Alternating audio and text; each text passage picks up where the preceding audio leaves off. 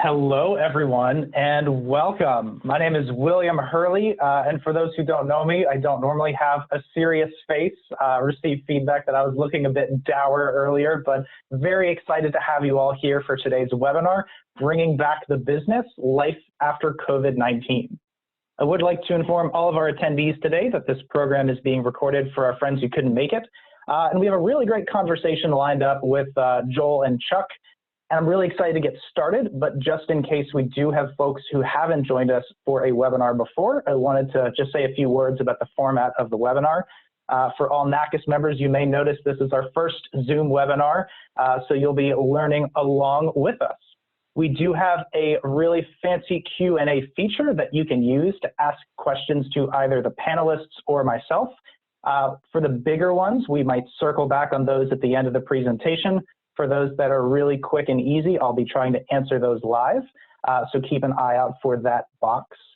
For the chat box feature that you see, you may utilize that as well. That's better suited for a message to all attendees that might be a resource link that's related to the conversation, or just any general comments, like if you want to shout out your institution and let us know where our attendees are coming from today. With those 2 points out of the way, I'd like to now turn things over to Chuck and Joel to just do a little bit of a self-introduction before we kick off the content today.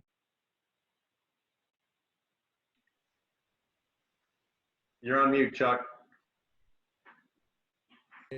So you'd never realize that I do these about 3 or 4 times a week, because Will's talking about how this is his first Zoom meeting. This is about my 100th Zoom meeting, but for some reason I still always inadvertently forward or take a slide backward, and I'm always on mute when I'm supposed to be talking, or vice versa. So so I apologize. I am happy that you've joined us here today. I wish this were a topic that had a different title. I wish this weren't the reason that we were getting together today, but nonetheless, we think that it's a very important discussion to have. Before we go into our introductions, I want to make sure everybody understands the purpose of our presentation today is it's really focused on and designed for campuses who have a conference or events program that's been really deeply impacted by the C-19 crisis that we're currently existing in. However, I know there are people who are registered who are not necessarily in that niche of the industry. They might be a different type of venue, or they might work in a different area of auxiliary services. And so as we put this together, while our examples will be directly relevant to the meetings and events industry, I do firmly believe that just about everything we're saying, other than some of the statistics, when it comes to mission, marketing, sales, and operations, are transferable regardless of what your daily focus is. So with that said, a little bit about the presenters. I'll start with myself, and then I'll turn it over to my colleague Joel.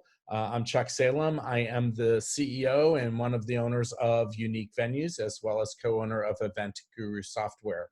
And our job every day is to get up and match meeting and event planners with college and university campuses and other non-hotel venues that open their doors for external business. So we are a marketing company focused on connecting people with places.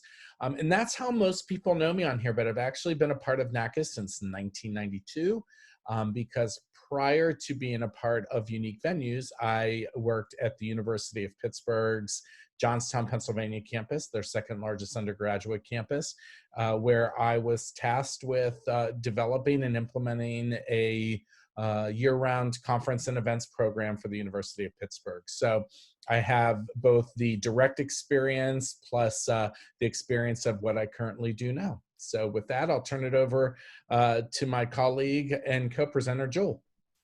Excellent. Good afternoon, everyone. My name is Joel Hoff, and I joined the Unique Venues team on January 1 of this year.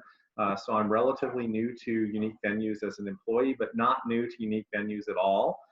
Having worked with the founder, Michelle Nichols, and Chuck, and the rest of the people over the years, going all the way back to 1995, when I was working as the conference manager at the University of Arizona. in Tucson. I just finished a 25-year career at the University of Arizona, retired on December 31, and decided it was time to make a change and move to a company and a profession and an industry that I really value and respect. And so super happy to be here. During my 25 years at the University of Arizona, I spent most of my time running large auxiliaries. So I spent 14 years in housing, including starting as the conference manager for campus. I was originally tasked with creating the one-stop shop at the University of Arizona and growing our conference business. So again, I've walked in the shoes of many of you here today. And as well as on the administrative side of housing, 5 years in food service student unions, including a stint as the interim director, and then wrapped up my career at the University of Arizona over the past 5 years, actually overseeing Arizona Online, the startup and launch of our online delivery programs, and distance education throughout the state of Arizona. So 25 years in higher ed, very familiar with NACAS, having helped host in Tucson, whatever year that was, and going to some West regionals over time, and really grateful for the opportunity to be here today and reconnecting with the NACAS audience on this important topic. Thank you, Joel. So before we get started, I don't know, somebody's not on mute, and it would be really helpful if if you're not asking a question or whatever, to just please make sure that you're on mute. That would be that'd be really helpful. Thank you, because this is being recorded, and so we want to make sure it's as clear as possible for everyone. So we want to start with a little bit of good news. But before we do that, I just want to mention that while we've all been thrown into this very, a situation that none of us really saw coming, or, if you would have asked anybody at the first of the year, what are you going to be doing in, mid-April, you're going to be like, I'm going to be getting ready to open my conference and event season for summer. And, we're going to be doing training and development with our teams. And some of you would have actually been welcoming some of your first guests within the next week or two. I don't think any of us would have ever thought that we would be right here where we are. But we are. And that's our reality. And it's a reality that impacts every single one of us. It doesn't matter who you are, where you work. We are all impacted by this crisis. So, one of my mantras has been since this started is that you can, cower and hide under a rock and kind of just wait for this to go away. But I think, unfortunately, the people who do that are going to be in a very disadvantageous position when things do return to whatever normal might be. But I think right now is a great time to reflect and reinvent yourself. And so today, with that in mind, we're going to share some great statistics with you that we've been collecting over the past 2 weeks from hundreds of venues and planners, thousands actually of venues and planners. So we have some really good current data that is COVID-19 specific information. But we're also going to talk about your mission, your marketing, your sales, and your operations some today as well. All right. So again, this is all about reflecting and reinventing yourself. So let's talk a little bit about some of the trends and statistics. So first of all, I'm going to share some trends before I turn it over to Joel, who's going to share some statistics. We were curious, as you know, Unique Venues offers meeting and event planners thousands of venues to be able to search for in US states and Canadian provinces. And the majority, I would say that 40% of the venues we represent are college and university campuses, and the rest are a variety of historical, cultural, stadiums, arenas, all of those things. So we did some research to say, let's look at what our trends have been since mid-March. And what we're finding is that meeting and event planners, now just a little bit about our traffic, we have about 1.7 million ad hoc searches on our site in a year. So people who actually go to uniquevenues.com and do a search for a venue in a state or a province and actually conduct the search and get the search results, right? So this is not a hit on the homepage or whatever. These are actual searches conducted. In addition to that, we've got 71,000 planners in our network who are also continually using our site. So I wanted to understand, what are these planners, what kind of activity is happening right now? So the first piece of information I got is actually the middle line here. which of course I kind of put my head down, and I was very discouraged because they said leads are down 75% overall. Okay. Now, that's an average over the past several weeks. I will tell you, when it first hit, leads were almost at a zero, and leads are starting to pick up now. So I was really discouraged, and I go, wow, 75% decline in leads. But then what I learned to follow up, interestingly, was that our profile views for our venues, the actual venue profiles, the views on those profiles are only down 25%. So the deduction that we're making based upon tens of thousands of interactions with our website over almost a 1 month period right now is that people are still looking. They're just not booking. So I keep telling myself they're looking, but not booking yet. But eventually they will. So, and just to kind of keep you encouraged, we got this lead. Here's an example of the kind of leads that we are getting right now. We got this lead on Friday, April 10th, just last Friday. That is a 5-day conference, June 20th of 2021.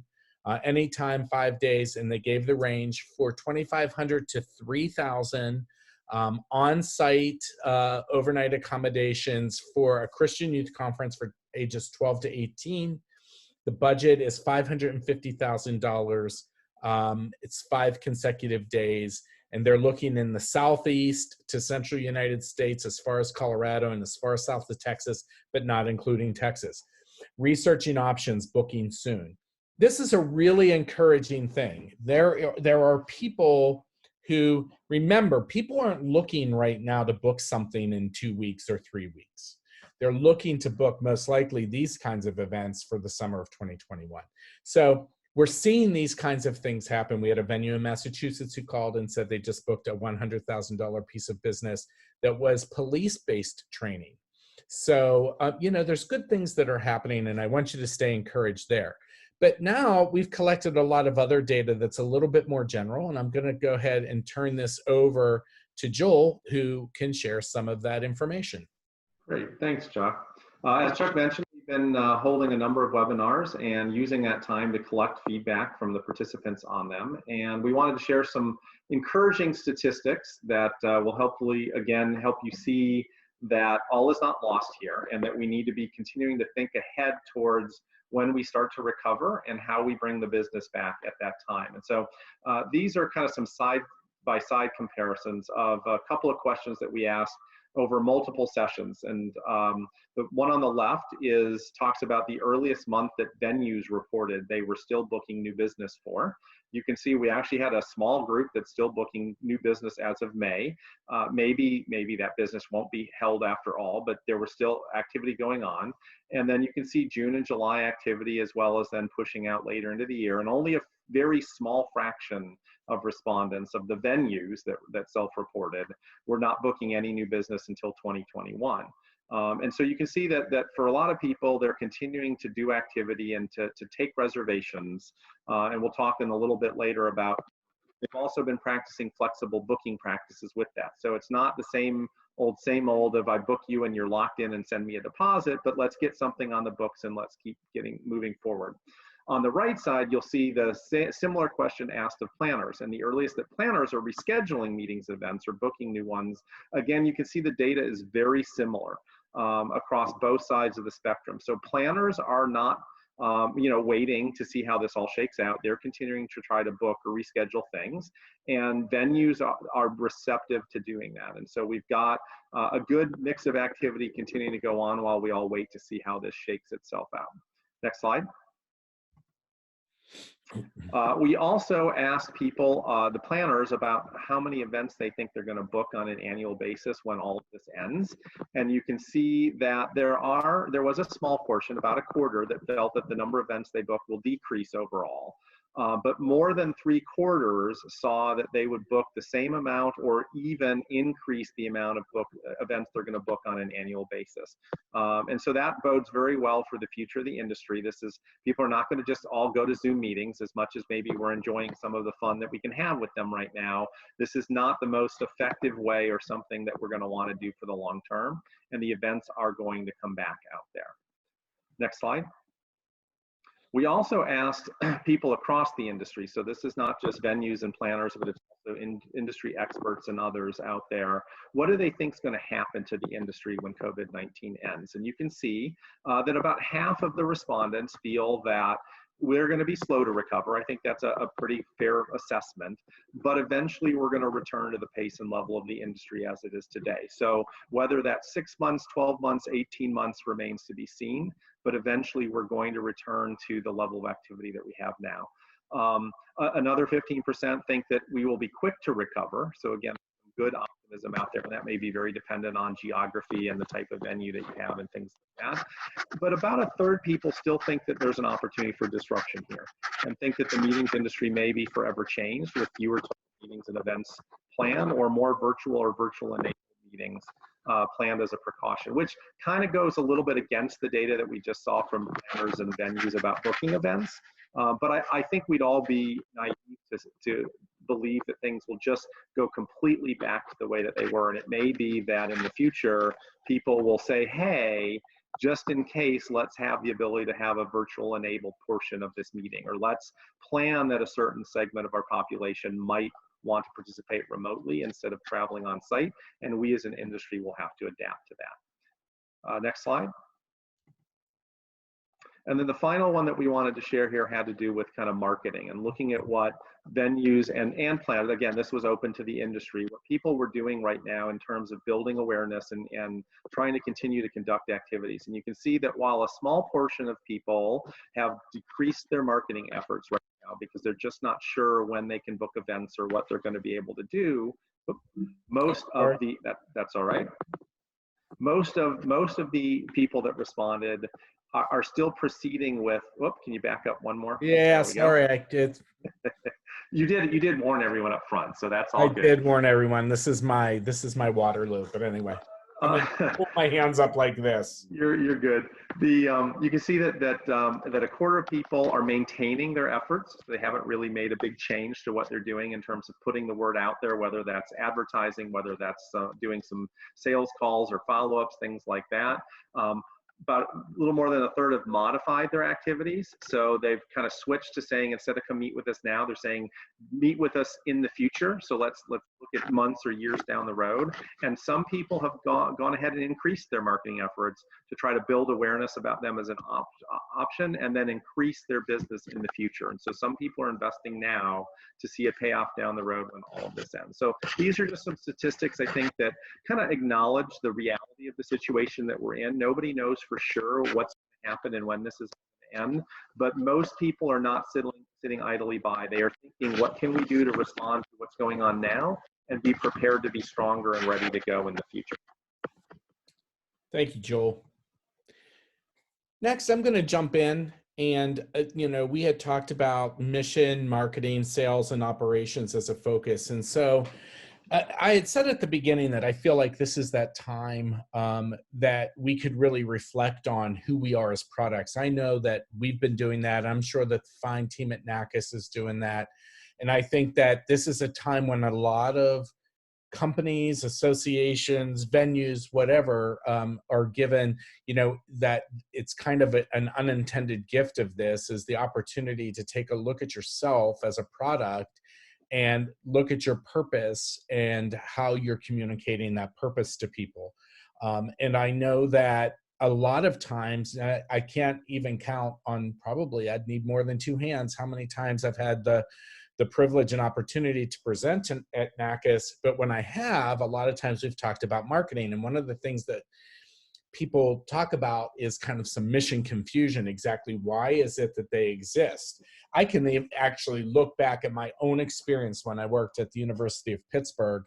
And I remember that I was always told that my main reason for existing was about supporting the university, that I was providing support service, that it was not about money.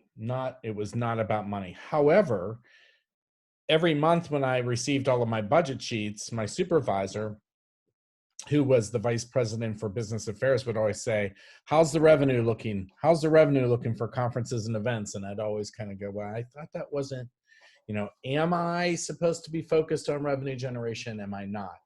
I think that there's plenty of reasons why we exist. And I don't think that any of us exist for one sole purpose as a venue. I think the reason we do conferences and events are a combination of a number of different factors and reasons and focus. And so I want you to just take a minute to think about the 5 that I've listed here. And there might be some that go beyond this, but if you were to rank, not pick one, but if you were to rank what your missions are from most mission critical to least mission critical, what would they be?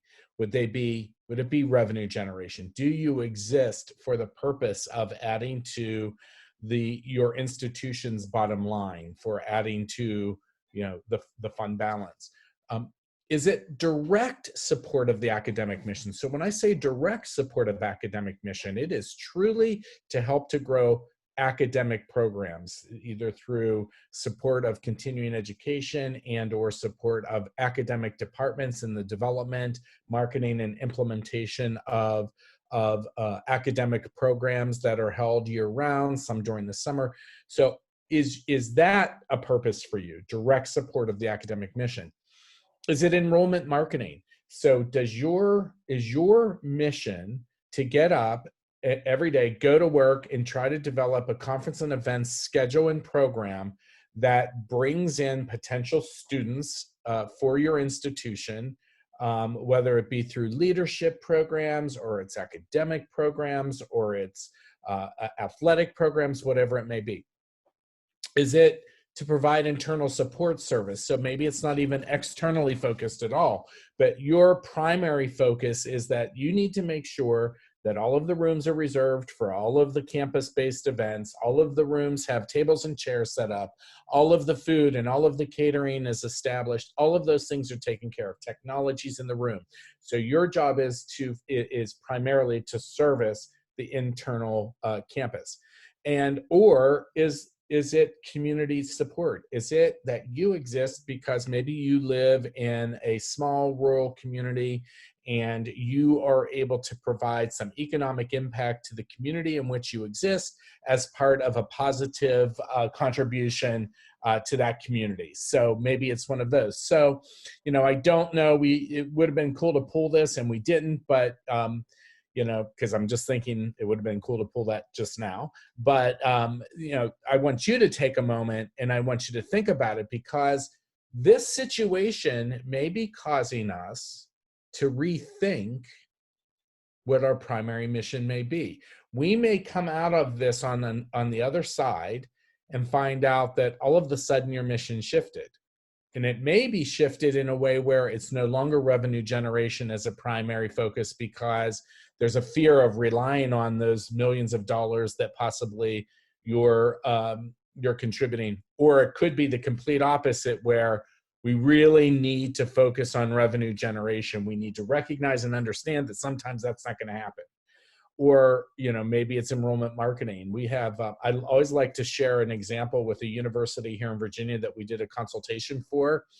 And, their enrollment marketing is very important to them. Their admissions office actually develops academic programs that the conference and events department supports.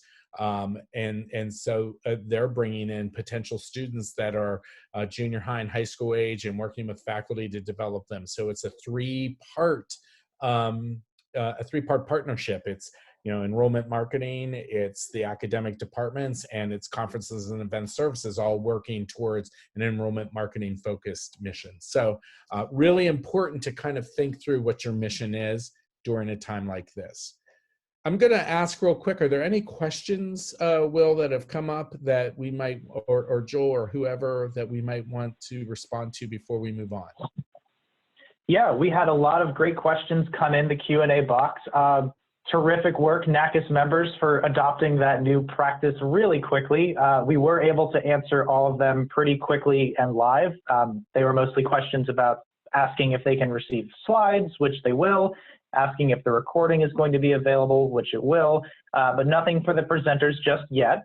Okay. If that changes and we have a more advanced question in the Q&A, feel free to pop that in and we'll coordinate with our presenters to answer that live as we see fit. Perfect. Thank you so much. I appreciate that. All right, let's talk a little bit about, so you've got this mission, and right now we're encouraging you to sit down and have conversations with your team virtually and with your supervisors virtually. And as whatever your mission may look like on the other side, and it may exactly be what it was going into this crisis, it may not change at all.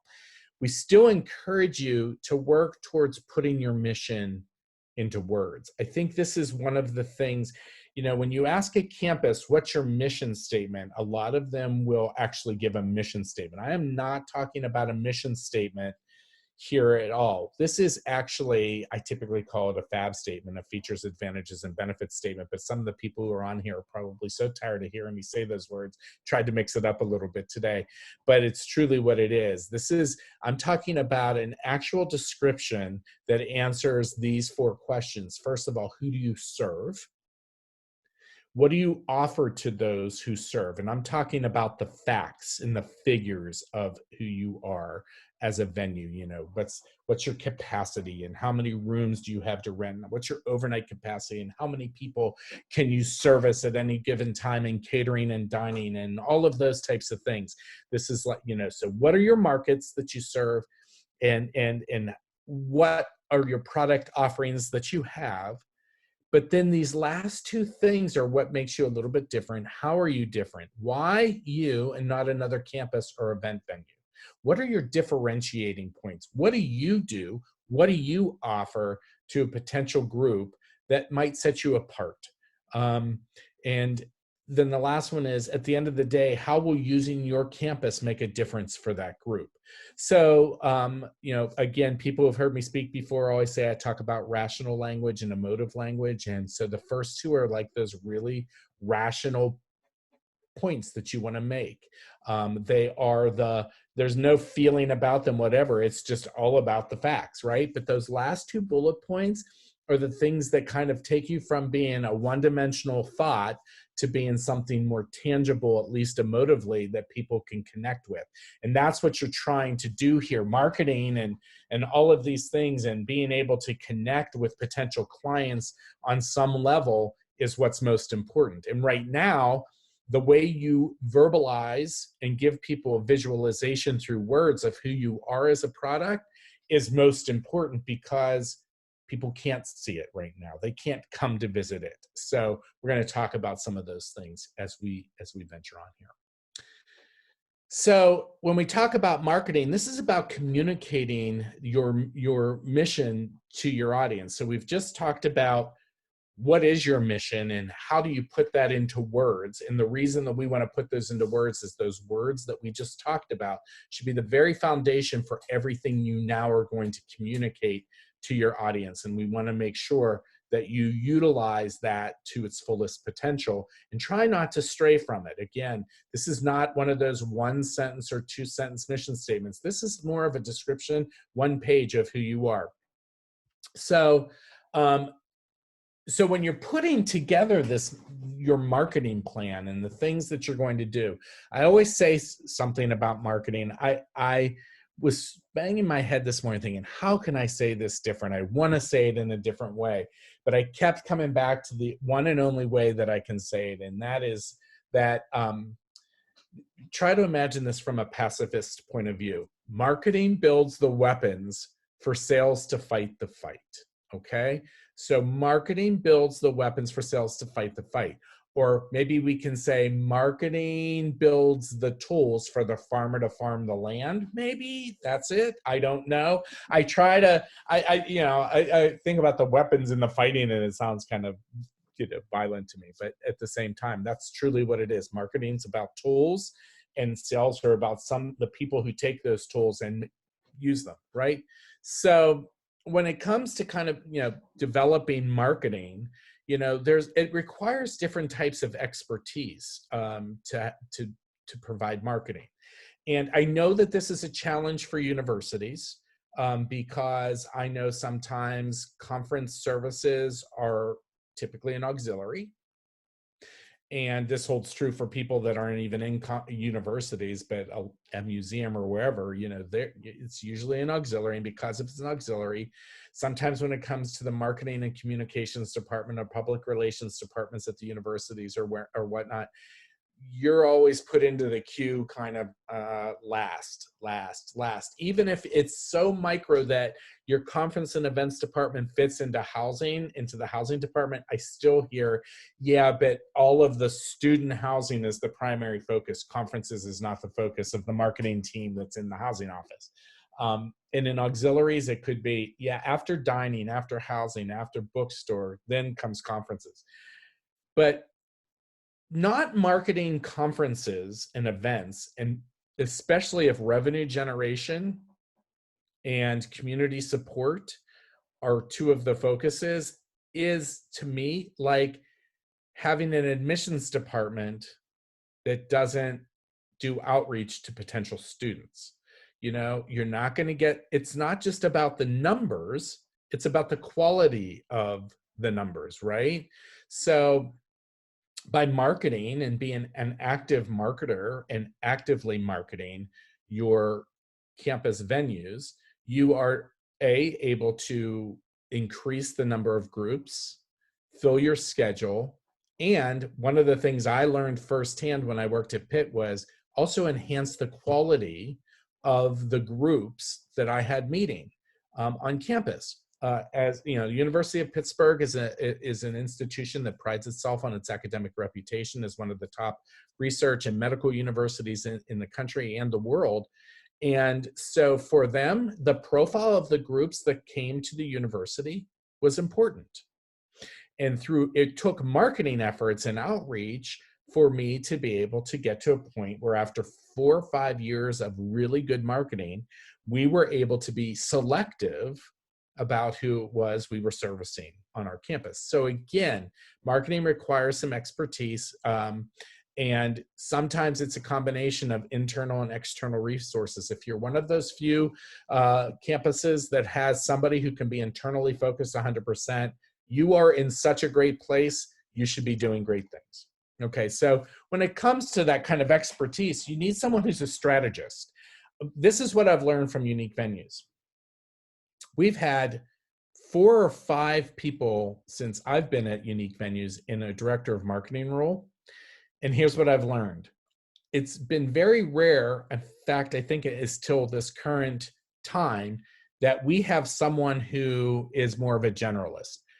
The first person we had was a great strategist. They could talk about theory and strategy all day long, but they could not think of a campaign. They couldn't write a campaign. They couldn't do any of those.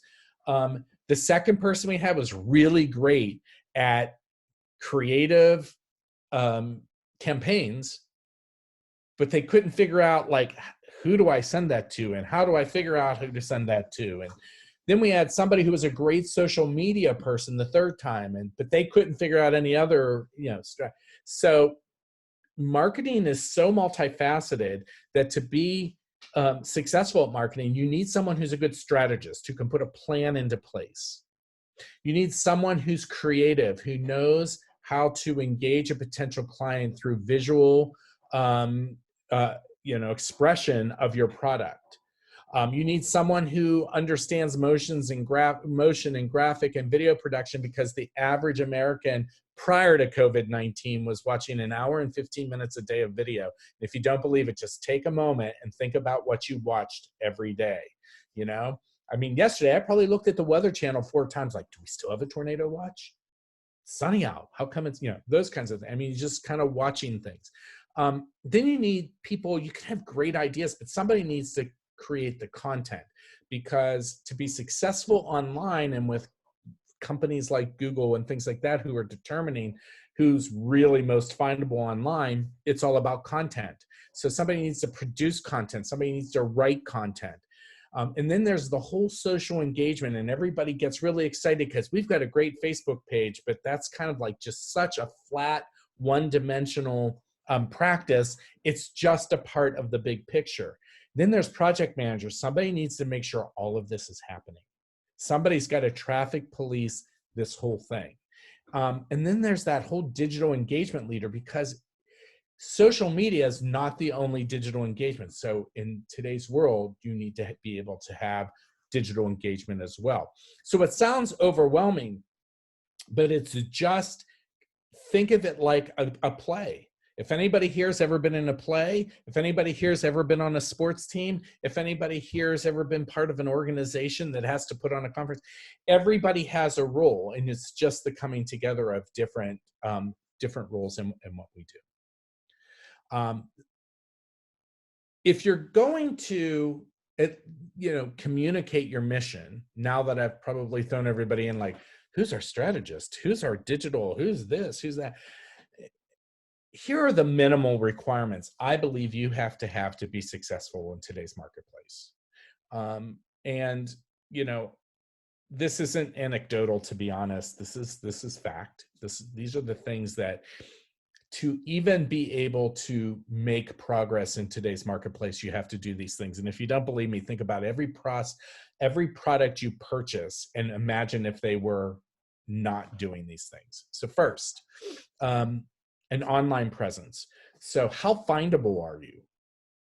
That's the number one thing. Can people even find you in the marketplace? Because here's one of the things we've learned. You cannot always rely on the same people who've come to you year after year after year after year. And it happens for various reasons. But let's just talk about life after COVID-19. Do we believe that every group that's met with you every year after year after year is going to survive this? Some will not. So you may have to find replacement. I remember educational testing, ETS, used to be on tons of campuses, and it brought in millions of dollars every year, and everybody was relying on that business. And does anybody here remember what happened about 7 or 8 years ago? They made a decision as a company to move to convention centers. And all of a sudden, millions of dollars were sucked out of university budgets. It happens with things like Teach for America. It happens with all kinds of these big groups. Business changes. If you're not findable, people won't know that you're an option, so that it'll be harder for you to replace things that leave. Third-party directories. It's a tough one to say because I own a third-party directory, but I have to tell you, I'm not, anybody who knows me knows I don't do a shameless sales thing, but here's why third-party directories are important. It's who, I call them the evil empire, Google. It's what they prefer. If you do searches for anything, they always put the directories above the individuals because they're all about content, and they're going to favor a site that has 1,000 options over a single option. And so affiliating yourself with a third-party directory is important. I am not going to say we're the only ones. There are other third-party directories. And so, but being part of a third-party directory is important.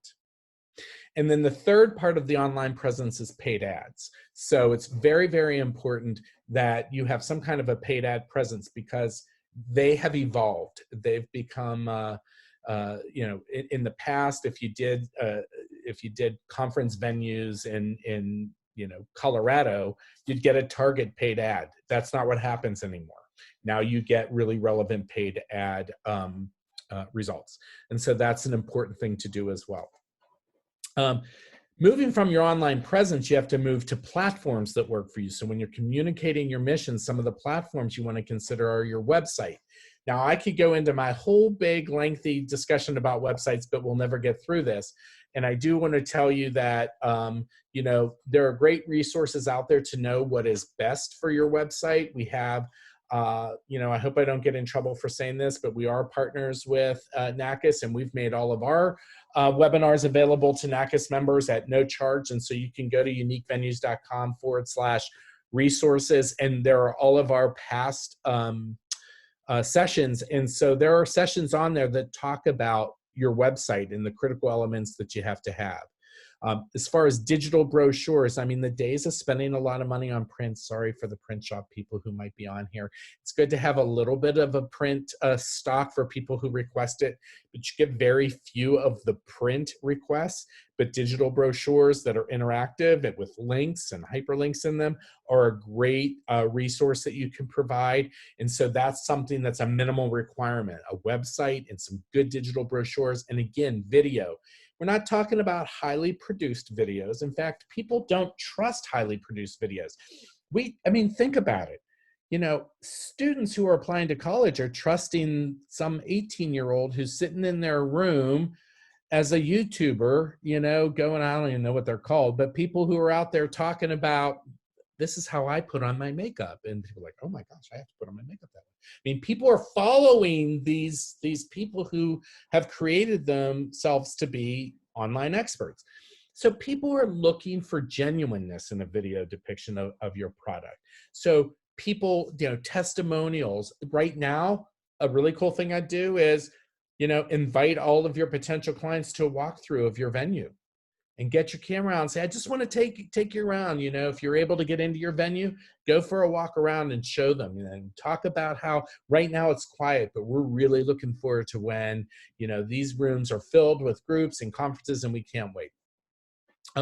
Social engagement is something that's really big, but you have to do it right. And right now, the best social engagement tools that you can use for a conference and event venue are Facebook and Pinterest. So those two are what I call inspiring. They're inspiration-based social engagement tools, so you can inspire people to use your site, your venue, through social engagements on those two platforms.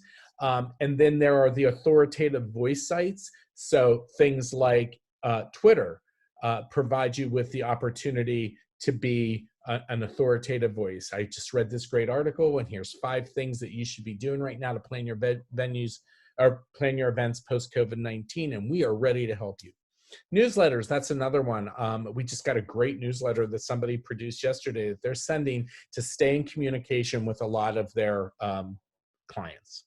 Okay.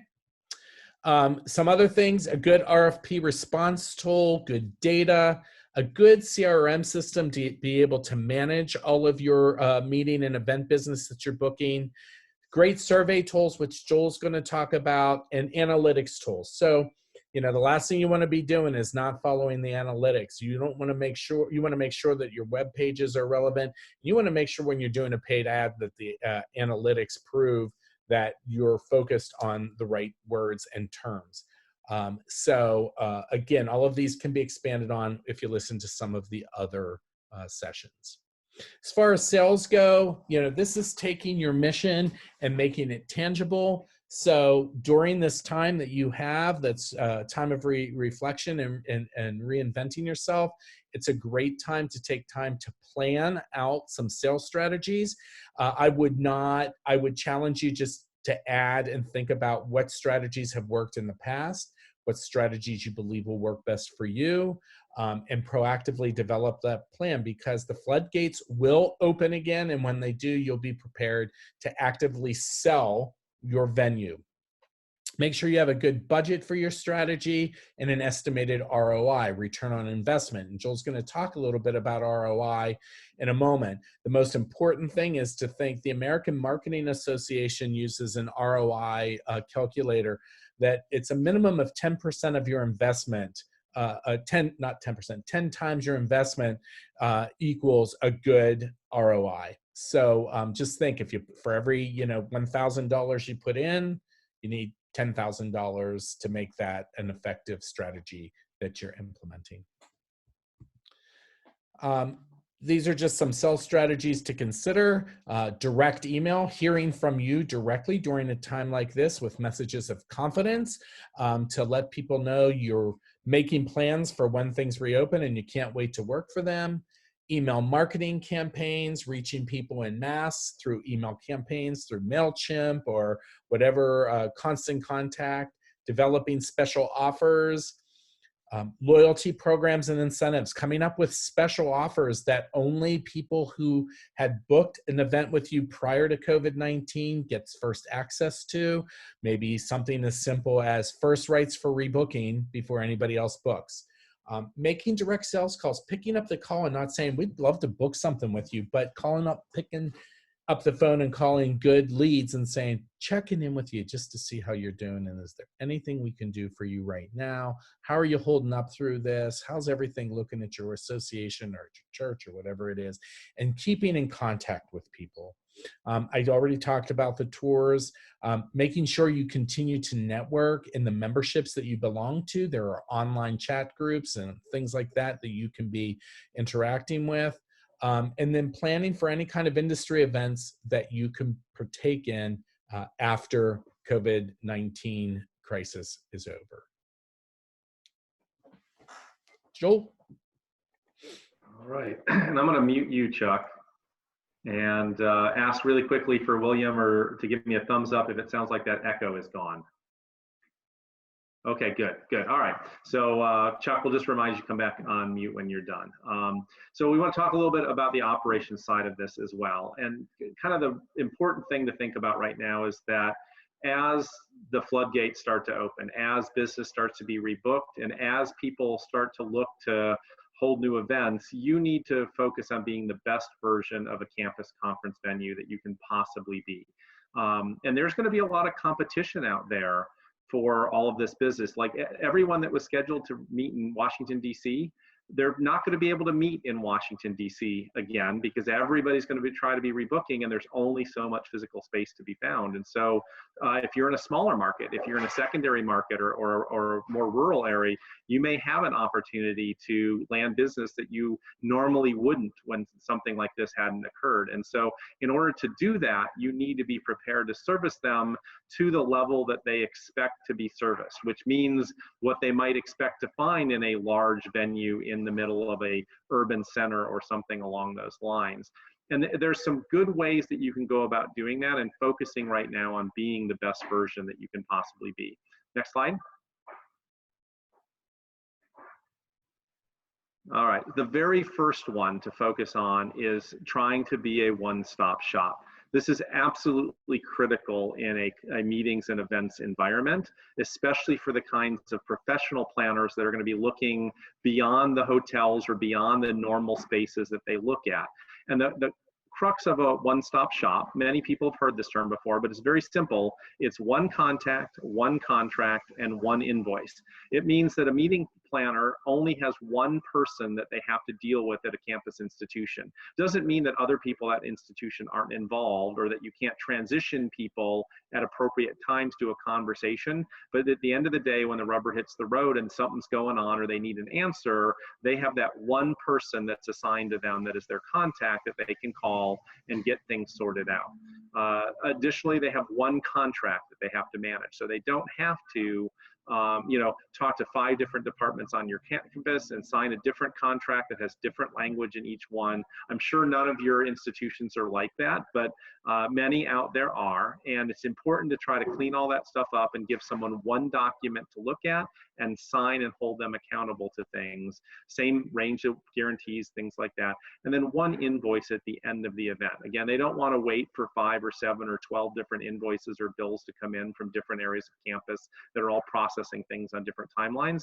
They want to get one invoice, they want to get it fairly quickly, and they want to have all the charges for their event outlined on it so they can review it.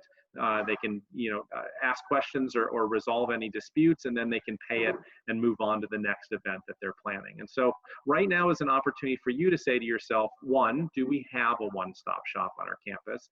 And if you do, great. Make sure that it's functioning well and that all of these pieces are in place and that you're thinking about staffing up to support the demand that may be out there in 3 months, 6 months, 9 months, whenever it is that all of this starts to break loose.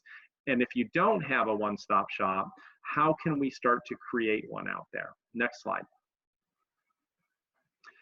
the biggest way that you can think about doing that, obviously, is collaborating with your partners across campus. I mentioned in the beginning in my intro that I was charged with creating a one-stop shop on the University of Arizona campus way back in the mid-90s.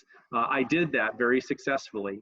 And I say that in saying that we never decided to locate all power and authority for all conference and events activity in one unit out there. I worked for housing, and it was my job to act as the one-stop shop from campus. But food service was food service, parking was parking, room and course was room and course. And my job was to collaborate and to coordinate with all of those partners and to be able to represent their services in a way that allowed me to act as one contact for a meeting planner and to develop one contract that I could provide to the group.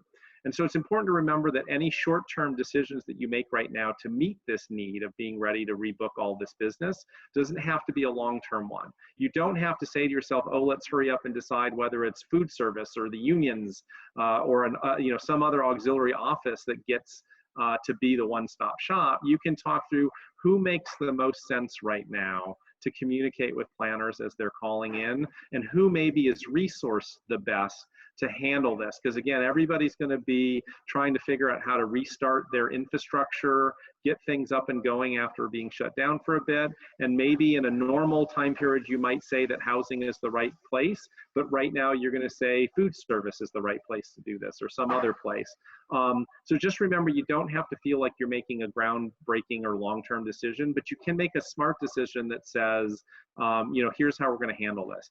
And you definitely want to make sure that you're looking for ways in which everybody gets a win out of this. So again, the idea is if you're bringing in business, rebooking it, or bringing in new business to campus, that everybody needs to be a winner in that process. Everybody needs to see some revenue coming in, or everybody needs to meet one of the mission priorities that Chuck outlined at the beginning of his marketing presentation. So admissions is seeing more enrollees, or your marketing and community relations people are seeing better interactions with community, and so on and so forth.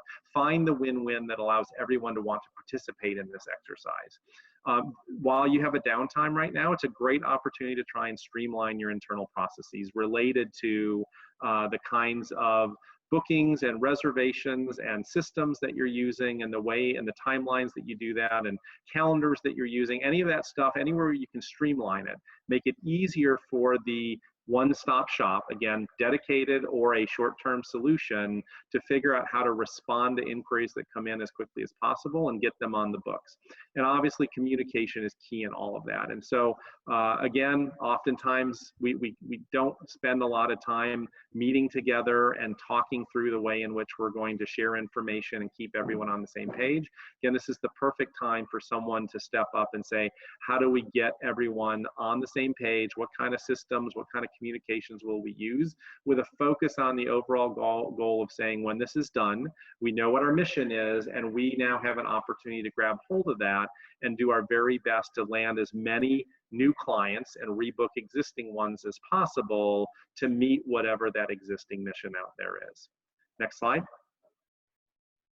Some things to think about as you do that on the next couple of slides. One would be to really review booking policies and procedures. We can't strongly enough encourage people to look at your calendar and availability window and to try to allow groups to book 3 years out. Not only right now is that essential because a lot of people aren't looking for the next 3 months, they're only looking for next year or a couple years out. And if you're only willing to book 12 months out or 9 months out, like many institutions are willing to do, you're going to miss out on a lot of business that's happening now and over the next few months. But even for long term, from a best practice standpoint, many of the meetings and events, like the one that Chuck shared at the front, they're looking 2021, and probably as soon as they get that book, they're going to be looking for 2022. And if you're not able to respond to them and give them a confirmation that you can host them, they're going to move on to someone else that will. And so best practice is at least 3. We encourage 5 whenever possible out there. This is a great chance to review your contract shell. You've probably seen a lot of discussion. I've seen it on NACAS. I've seen it on other organizations about the concept of force majeure, which is basically your cancellation, your clause in the contract that covers acts of God and floods and pandemics and things like that. This is an opportunity to work with your risk management areas to talk through, is your force majeure language sufficient for a situation like this? And do you want to make adjustments to anything that's in there? And again, I think there's a lot of resources out there you can go to. And also for now, again, maybe this isn't one of those shorter term decisions, look at your cancellation options. People right now, if they want to rebook for September, what's the harm in doing that and saying, but you know what, if life doesn't work itself out, either on our end or on yours by that time, then we'll let you cancel at no penalty. Instead of doing what maybe you've traditionally done, which is say, once you're locked in, send us a deposit and you're good to go. And you can rethink all of those dates and deadlines, right? You can ask yourself, is now the time to be asking cash-strapped organizations that maybe have already lost 2 or 3 events to plunk down a $15,000 deposit to hold a date on your calendar?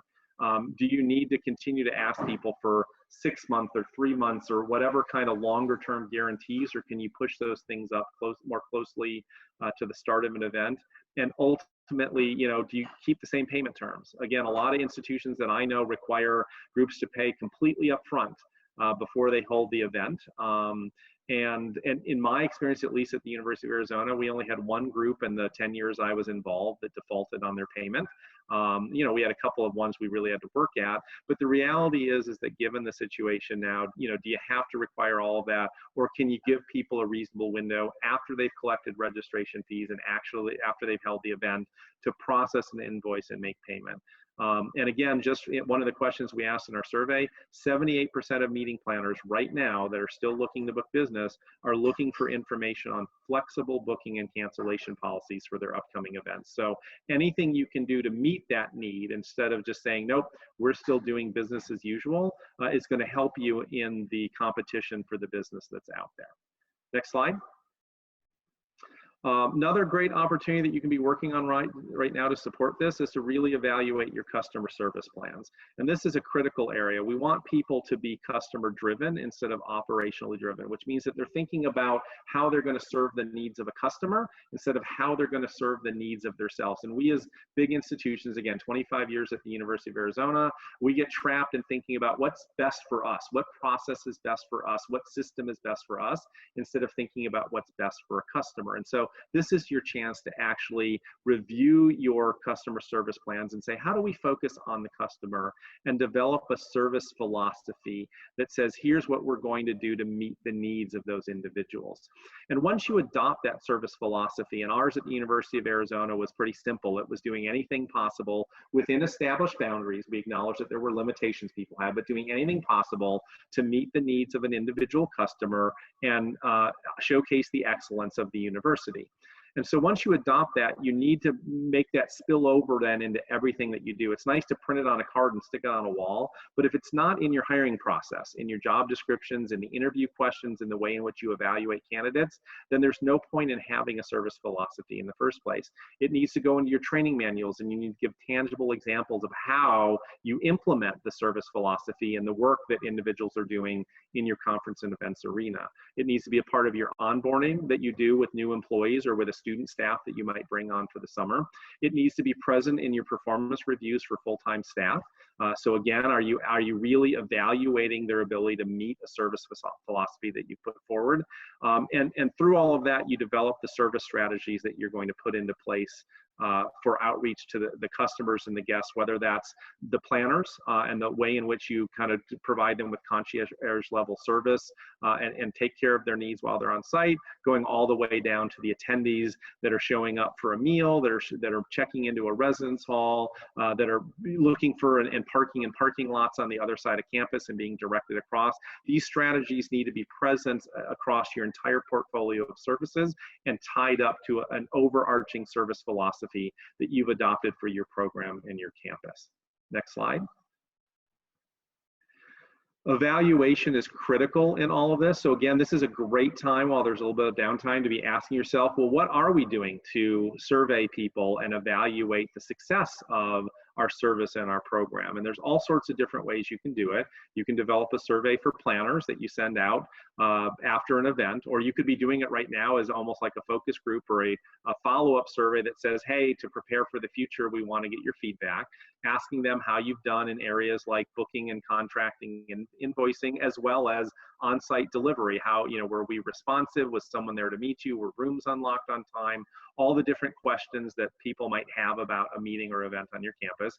You can do the same thing with attendees, thinking through how do you survey them. Now, again, if you have a group of 3,000, I know that it's difficult to think through, well, how do we process that? One of the things that we've really embraced lately and we think is great are those instant feedback kiosks. So, when you're in the airport bathroom and there's a green, yellow, and red smiley face or frowny face on the wall and you press it on your way out, you'd be amazed what kind of data you can collect. So imagine taking one of those kiosks and putting it on the way out of your dining hall and saying, how was the speed of the line? You can only ask one question, right? But you say, how was the speed of the line today? And people just punch the button as you go. And then at the end of that meal period, you'd be able to look at the feedback from people walking through and make adjustments based on that.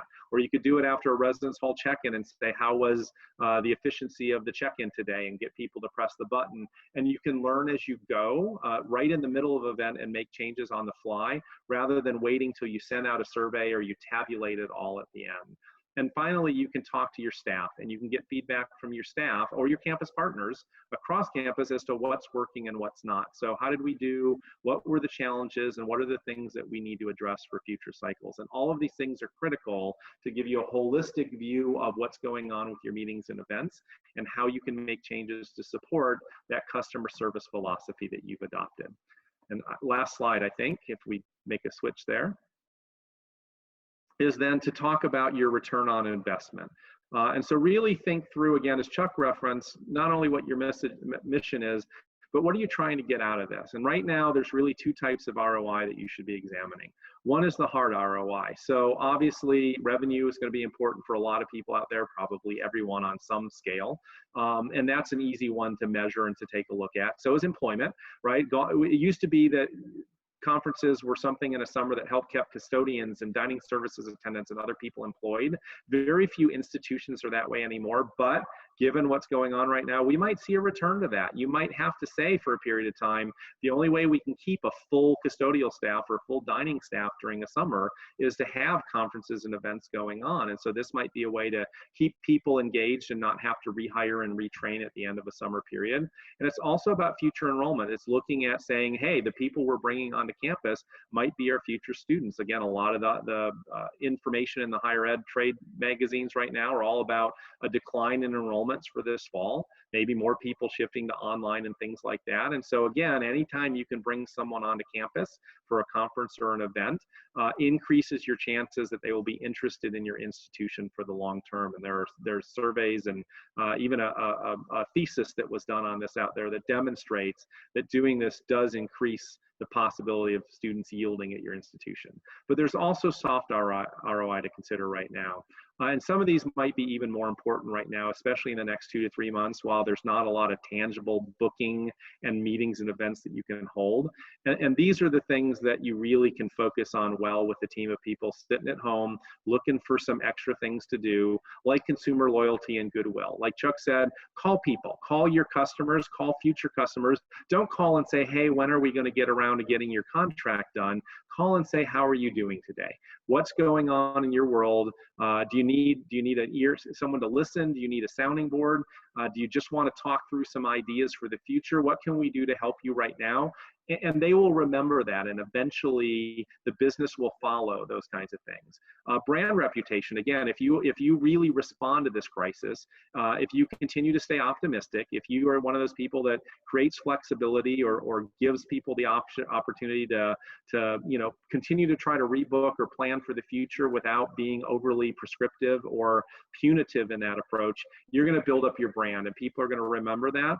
Even if you have an event that you were going to hold that you can't rebook, and you refer that event to someone else, people will remember that you were helpful during a process, and that's going to build up the brand reputation.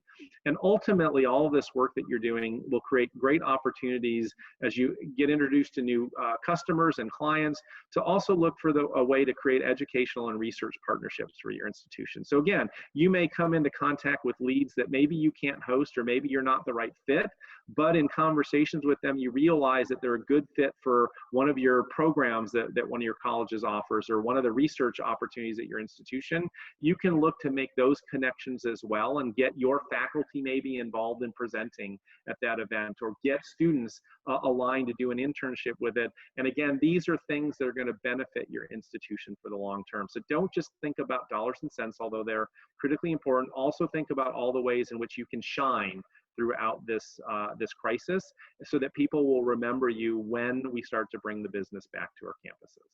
And I think we're going to stop there with that slide, and we're a little bit over, but I know there might be some Q&A out there. Yeah, and I just want to repeat for folks, I know that most of us, if not all of us, are working from home, but some of us may have engagements they need to scurry off to. We are still recording, so if you miss the answers to some of these questions, feel free to catch it on the recording. I'm just going to go from the top and start off there. Had some great early questions, I think, for Chuck's speaking portion. The first of which was, do you know of any room capacity programs that could be used for free to adjust room capacities to a post-COVID acceptable capacity? So first of all, that's a great question, and a point that's very worth while to talk about briefly is that, so I read this really great article yesterday. Actually, I taught a class yesterday online at Boston University, and I was speaking with the head of their hospitality department afterwards, and we were talking about this. And some venues are developing floor plans with physical distancing in mind, because what we know is that whatever you hear on the news, what we know isn't going to happen is that one day somebody's going to say, okay, now we can all get together again. We're going to be escalating the amount of people and how we gather and how close we can be and all of those things through this. And so developing floor plans for your spaces that take into consideration our current 6-foot physical distancing is probably a good thing to do. So now, as far as what's free, I did a little research because I looked ahead at the questions. I did find a site called learn.g2.com that does offer a list of 12 free floor plan diagramming software programs. You'll have to sift through those a little bit, but we'll go ahead and see if we can maybe add, I don't know if it's possible somehow, some way, try to find some resources to list for you. The truth is that a lot of the programs can be very costly. So this is a list that has some free ones. You might want to check with your CRM system that you currently use to see if any of those might have some kind of room diagramming, either system as part of it or some kind of relationship with another company where you could get discounts or whatever. Okay, Will, another question? Yeah, and I think these next two questions can be kind of jointly answered together, Chuck. An individual asked if there are any workforce guidelines for employees that could be used post-COVID to assure guests of staff health, as well as something that protects staff from a potentially sick guest, and some language that can be used for that.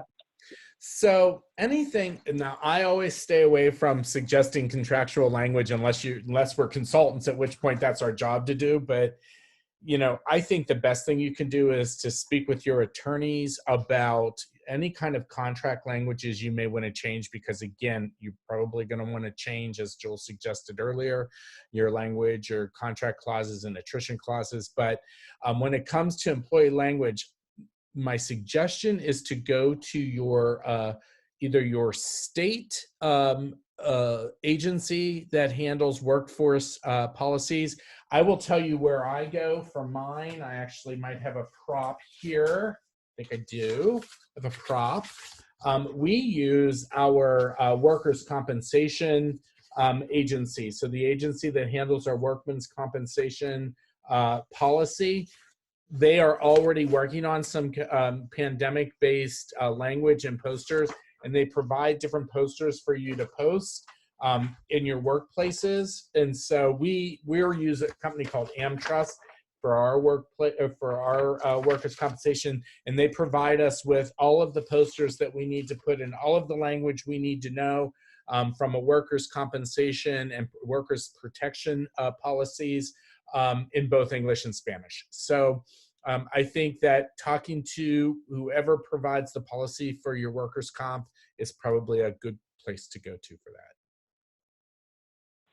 And if you're at a university, some people are at universities who have an HR department and they can track all those things down for you. So. Terrific. Thank you, Chuck. And also apologies to any attendees that hear a dog barking in the background. That work from home life. The next question for Joel, I do believe, and I do want to be respectful of everyone's time, both attendees and presenters. If you do have questions that you want to follow up with offline, definitely take note of those email addresses on screen. But Joel, your quick thoughts on if you have any recommendations for force majeure language and RFPs and agreements. Yeah, again, taking Chuck's lead, we obviously won't recommend specific language and encourage you to check with your Office of General Counsel or whoever you use for legal resources. But I think the ones I've seen on some of the boards that make the most sense are the ones that are mutually inclusive. So it talks about force majeure from both sides of it. So it's saying, look, we're not just going to say this is one directional and say, if the university decides that we can't host your group, then we just get out of it and that's the way that it is and you have no recourse. It's if we can't do it or if you can't do it. Like I saw one earlier today, I think on a different association forum, talking about like if 35% or more of your attendees can't travel to the event because of continued travel restrictions or things like that, then the force majeure clause activates on your side and you get out of this at no penalty and things like that. So again, I think at colleges and universities, we have a tendency to be so one-sided in our approach to all of these things. And people are going to notice that. And the more you can try to be mutually inclusive of a benefit in your force majeure language, the better off you'll be. Now, will your attorney at the institution agree with that? I don't know, because their job is to protect risk and things like that. But those are the ones that I would say you want to most push for, things that are flexible, that give both parties options and allow you, if nothing else, to easily reschedule or rebook something down the road so that you keep the benefit for both parties where it originally existed. If I could add to that, William, one of the nice things, I love these questions that are coming in, and I feel like I could say this because everybody who's on here is either affiliated with NACAS or affiliated with Unique Venues. Both organizations offer a platform to communicate and ask these questions to your colleagues. So at NACAS, post this question on the NACAS Lounge. Is there anyone who's willing to share their force majeure? Has anybody changed up their force majeure language for pandemics? If so, are you willing to share? Same thing at Unique Venues. At forum@uniquevenues.com, people are very willing to share. So you just post at forums@uniquevenues.com if you're a member of Unique Venues, and you just ask those questions, and people are willing to share. Sometimes they'll private message you, and sometimes they'll share them for everyone from a resource. But I think that's one of the best resources that you can go to are your colleagues. So. Absolutely, yeah. If you haven't checked out the NACAS Lounge already, we definitely encourage you to do so. There's been a lot of great discussion across all auxiliary services around the COVID impact, CNE included. So definitely give that a look if you haven't already. Joel and Chuck, do you think we have time for maybe one more question? I have all the time, and I have the rest of the day. Me too. We'll stay as long as people are willing to stay. We'll stay as long as people have questions and they want to stay on, and you want to keep us on. So. All right, fair enough. We'll just continuing on from top to bottom. I think we kind of touched on this a little bit in previous, but just any final comments on good resource or resources for examples of flexible booking policy language, date hold processes, and contract language examples? Again, I would probably, say use the forums, use the listserv, use your networks of your peers to look for examples out there. It would be great if there really was that treasure trove of everybody's copies of their contract shells and all that other stuff, but they always change so often anyways that I would recommend just reaching out to your peers or using the NACAS resources and other associations that you belong to, asking your peers to help you out with that.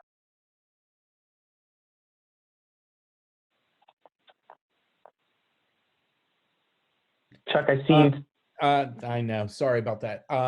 and I think there's a lot of good questions that are coming up around contracts and stuff. And so that might be something that we might want to continue the conversation on in its own kind of session or forum that's open to everybody that was on here today, because I think there's a lot of questions. And, I don't, I could say I slept at a Holiday Inn Express last night, but that doesn't really I'm not an attorney. And what I don't want to do is misguide anybody. Can you tell I'm being really protective of all of us on this? We would never want to misguide anybody. And I would think that it would be interesting to put together a panel of experts in this to kind of address, the changing language of contracts as a future discussion. So. But again, I concur. We should ask at the NACAS Lounge and ask at forum at uniquevenues.com, because there are some people who have already done it. But like Joel said, there's nothing cookie cutter about this, because you know what? We know all of you, and there's nothing cookie cutter about you. If all of you did everything the same way right now, it would be easy. But no two venues are alike. Everybody has, their idiosyncrasies and their peculiarities and their core mission driven kind of policies that prevent that.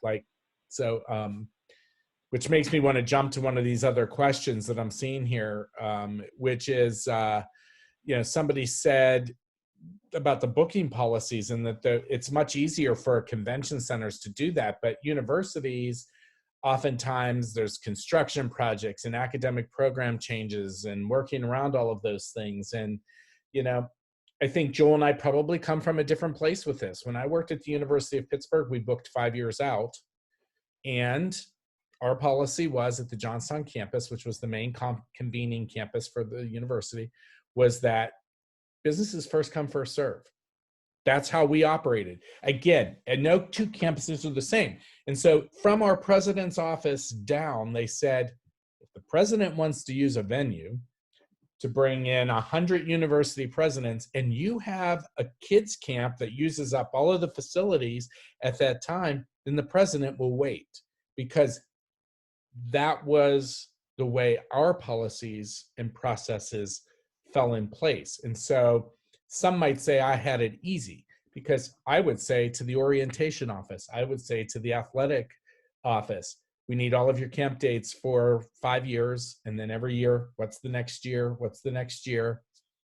And that if they said they didn't have it, then they had to understand that something could book in its place, because that's who we were. Jill's smirking, because every campus is different. So I want to run counterpoint, right? Because what you had was outstanding, and what I think a lot of us wish for. And I lived in a world the whole time I was running a one-stop shop where I could book things 9 months out. That was it. I could only, with certainty, book things 9 months out. Academic classrooms, I couldn't book until 3 months or 2 months before the summer started. And so what I did is I just started keeping like my own shadow ledger. Like I knew that we had 7,000 bed spaces, and on any given summer, the most that they could ever renovate would be a couple thousand. So I would keep track of 5,000. And once I started getting close to that, then I'd say, okay, maybe I'm not going to take this piece of business right now. Or I knew we had 200 classrooms during the summer. And I knew that from 10 to, by 11 o'clock in the morning, usage dropped dramatically. And I could take, bookings on up to 100 classrooms in the afternoons at this. And I just kind of kept all that myself. And there were a couple times I got into tricky situations where I made a commitment for 3 years from now, and then someone did something to me and I had to respond to it. But I always managed to work it out, because I built good relationships with my partners. I built good relationships with my supervisors, the vice president and senior vice president. And everyone knew that we were all trying to get to a common goal. And so when those couple of bumps came along, but I just worked it out. So in essence, I did the same thing you did. I just did it in my world instead of doing it in the official university records. I'd have killed to have what you had, though, Chuck. Well, and what it comes down to at the end of the day is utilizing one of those very first slides that we talked about is, what's your mission? Why do you exist? Why does the university say we do conferences and events? I'm going to say this.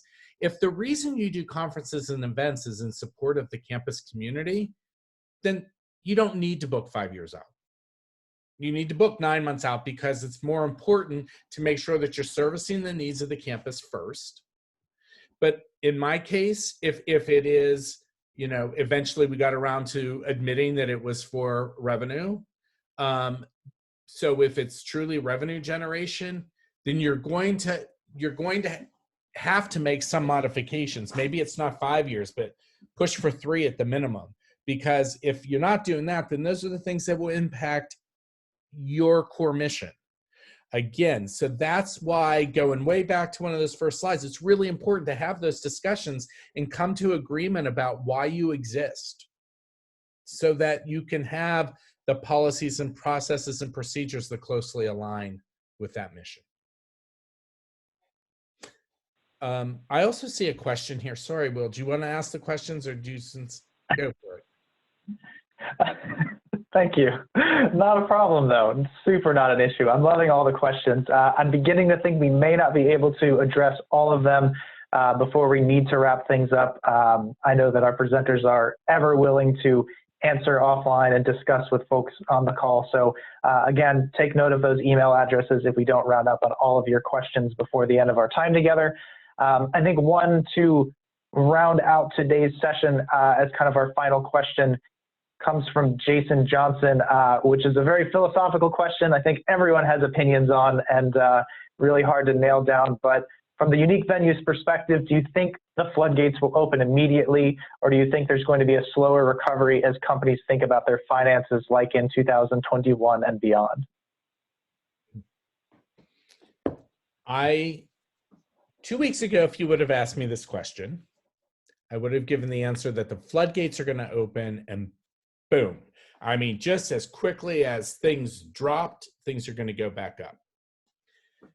I think it's somewhere in between what happened in 2008 and what happened in what's happening now. I think it's going to be more like a 9/11 response, because there's 2008 was really all about finances. Everybody, it fell apart. This is more in line with a 9/11 because there's a financial result of what happened.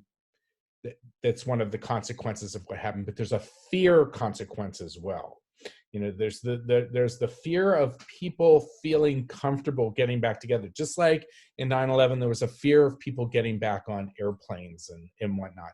So I think what's going to happen is that it's going to open back up.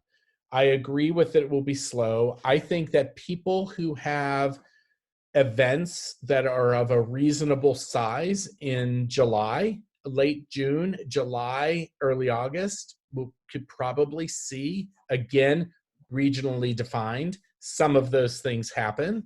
I think that we're going to be, this is my prediction. I think that people that do year-round conferencing in the fall, you're going to start to see business kind of pick back up. But I think it will be early 2021 before we get back into a more regular pattern.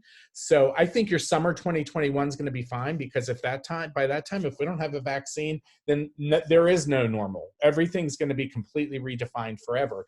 But there's a lot of promising vaccination research going on right now.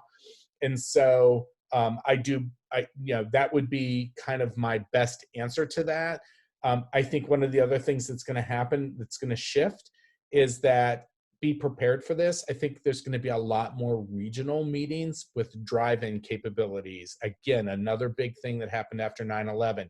People were more comfortable getting in their car and driving 5 hours to a meeting than they were getting on a plane, and flying to something 12 hours away. So I think you're going to see more regionalization of meetings, and I think it's all short term, because here's one thing I know about our culture. We're not good with being inconvenienced, and as soon as we start to feel a little bit comfortable, we go back and we're not okay with being inconvenienced. We're going to go back to living life the way we used to, just like we do now. Just like we did after 9/11, I agree with everything Chuck said. Oh, that was recorded. It's I'm glad that was even. Recorded. I know That never happened. It kills me to say it, but I did it anyways. We'll make sure to feature that soundbite on the Unique Venues website. And then I will go ahead and put right now, I'm going to go in to this. I'm sorry you have to see me do this, but I'm going to put the actual website in to this session. Okay. Perfect. And then Chuck, one thing that I would love if you could do before we round the session out today is putting in the chat box the website you had mentioned for that free room capacity program. You had mentioned a resource. We just want to make sure that's in the chat box. Oh, perfect. Great. I'll have it in here before. Don't hit the stop button until I tell you to. That way it will be on there. Great. You can definitely do that. And I will have included my own email address in the chat box as well. If there are any questions or comments related to the webinar today, love seeing such a big crowd of folks come out and participate. We had tons of great questions, which is always great to see. And like I had said earlier, if you did join us late and weren't able to hear the entire presentation, the recording will be made available in the next few business days or so. And if we have any CASP who are in the audience today, this is an eligible credit, so be sure to log that on your recertification.